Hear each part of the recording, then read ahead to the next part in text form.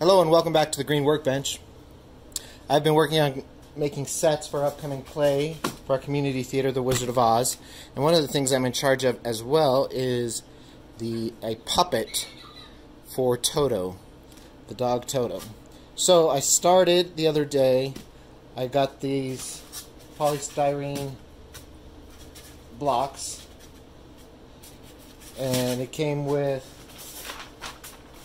let's see, 6, 12, 34, 16 of these. So I glued 6 of them together using Gorilla Glue.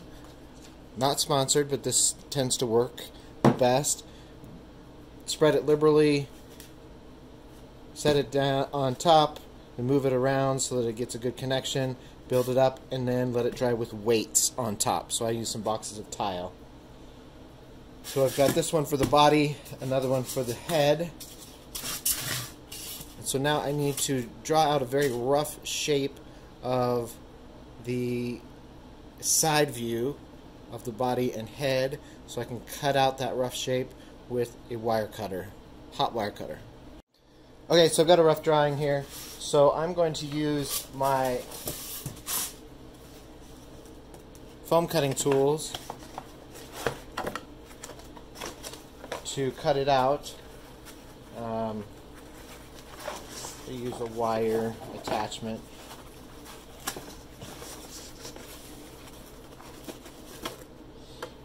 And we'll get this rough shape cut. Now I'm putting fur on top of it, or actually I'm using kind of a yarn to give the shaggy terrier look. So the shape of the foam actually doesn't have to be perfect.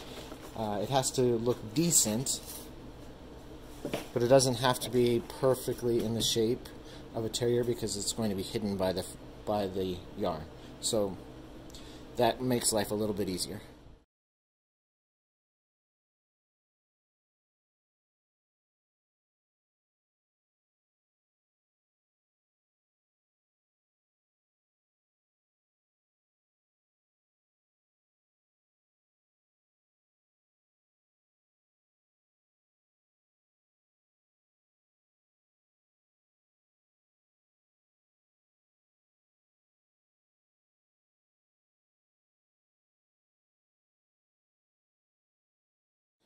Okay, now that I have the rough side view done, my head is thinner than the body, so I'm going to mark this and mark the top view.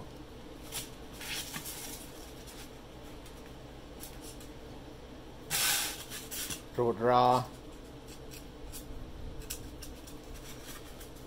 the neck here.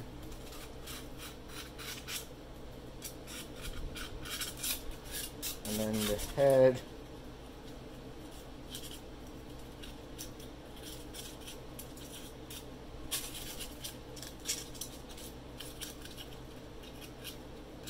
Terriers are pretty square.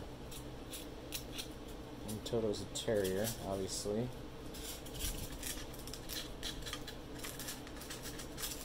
So I'm not going to take off a ton on the head.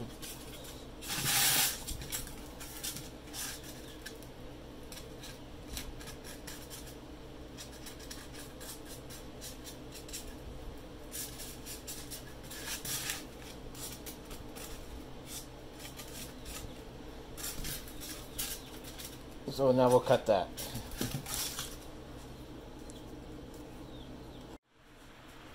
Okay, so I have been just kind of trimming at it, sculpting a little bit. So we've got our head here, our body, pretty good rough form. So you can cut this with a knife. You can cut it, you can drill it, sand it, all this stuff, but really the best way to cut it is with the heat. So if you're doing a project like this, it's worth buying the foam cutter. Highly recommend it. So the next thing is we're going to start, we've got hardware to connect these. Remember, it's a puppet, so the head has to be able to move, and then I'll have legs connected that will need to be able to move. So let's work on that next. Okay, I didn't record it because I'm not sure I didn't know how it would work. So essentially, took a long eye bolt, drilled a hole in the foam, filled it with Gorilla Glue, and then pushed it in. And then a U-bracket, same thing in the head, drilled the hole, smothered it in Gorilla Glue, and pushed it in. And now we'll let those dry. And that will be the neck and body movement. And then we will do bolts for the control stick here and here using the same method.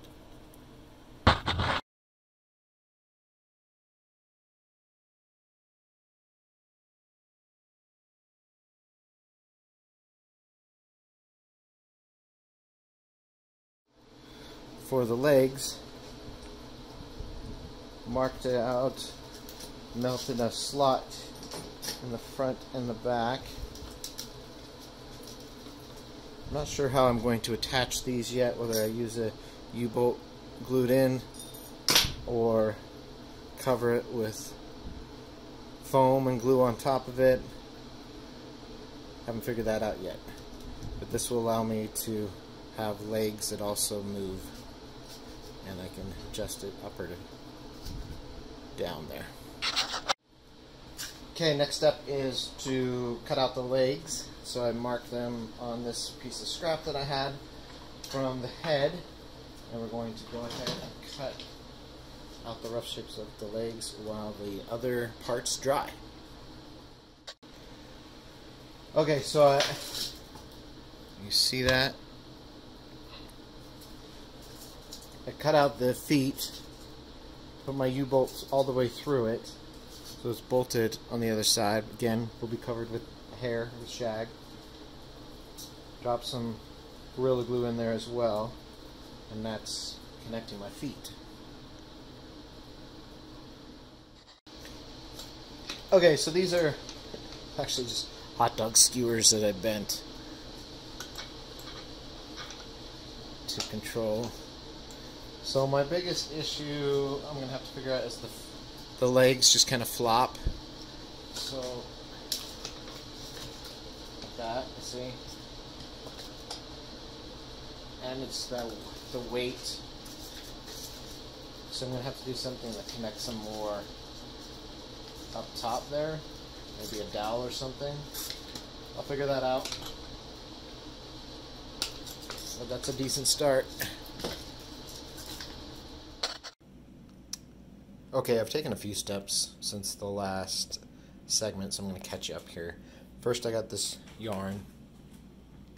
I went through and hot glued. And you'll see it better when I stand them back up. So what I wanted to show you for this step is I took some foam board here, pinned it in, and clamped it and glued, and this is over here, the back legs. And the second thing I did is I took a hanger and punched it so that the legs move together.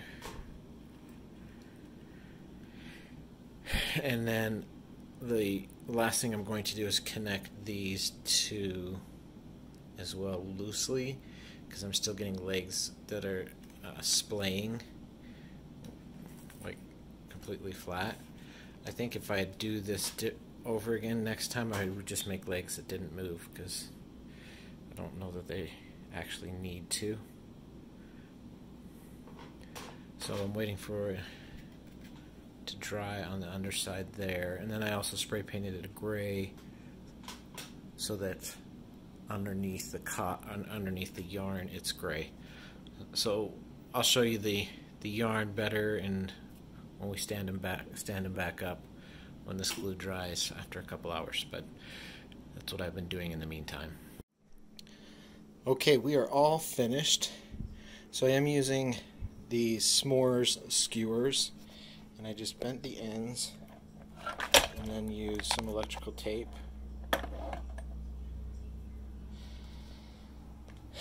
tell is a hanger stuck in and glued, and then glued fur on it. The head, or the ears, are just cut out of some foam board, kind of a little rubber button nose, eyebrows like a terrier, and then the hanging hair. That's the underside. Clearly I'm not a puppeteer. I'm sure there are easier ways, maybe better ways, but I just wanted to have fun, experiment, see what happens, and it seemed to turn out pretty well. So the ultimate test is we had someone over with their dog today, and he thought that this was a real dog. Freaked him out. He acted the way he acts around when he meets a new dog for the first time. So I guess that's a good news when it passes the dog test. But anyway, here is Toto from The Wizard of Oz. So I wanted to go over something real quick that you've seen in the previous sections, but I never explained what I did here.